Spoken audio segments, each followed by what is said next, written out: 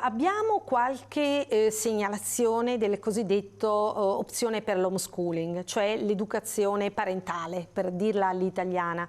Cosa significa? Che per tutta la scuola dell'obbligo i genitori possono farsi carico loro dell'istruzione dei propri figli e ovviamente debbono però dimostrare, ai fini questo dell'assolvimento dell'obbligo di istruzione, di averne le capacità tecniche e i mezzi. Sono arrivate richieste di istruzione parentale. La notizia è giunta al MIUR. Si tratta di alcuni casi, ma l'ufficio scolastico regionale non esclude che possano da qui a lunedì essercene degli altri. Genitori che per la paura del contagio, per non rischiare di essere messi in quarantena, decidono di assolvere l'obbligo formativo certificando di avere la capacità tecnica ed economica per sostituirsi alla scuola. La paura, e io so che in molti è anche questa: se per caso mio figlio deve fare la quarantena perché c'è a scuola un caso, devo fare la quarantena anch'io famiglia? In questo caso la comunicazione viene fatta direttamente alla scuola, da qui l'impossibilità di definire ad oggi il numero esatto di richieste.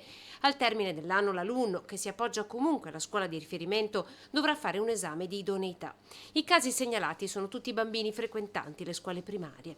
La Regione intanto sta procedendo con l'assegnazione delle supplenze, 13.000 in tutto il Veneto, invitando anche in questo caso gli insegnanti a fare il tampone. Andranno ad aggiungersi ai 58.558 già eseguiti.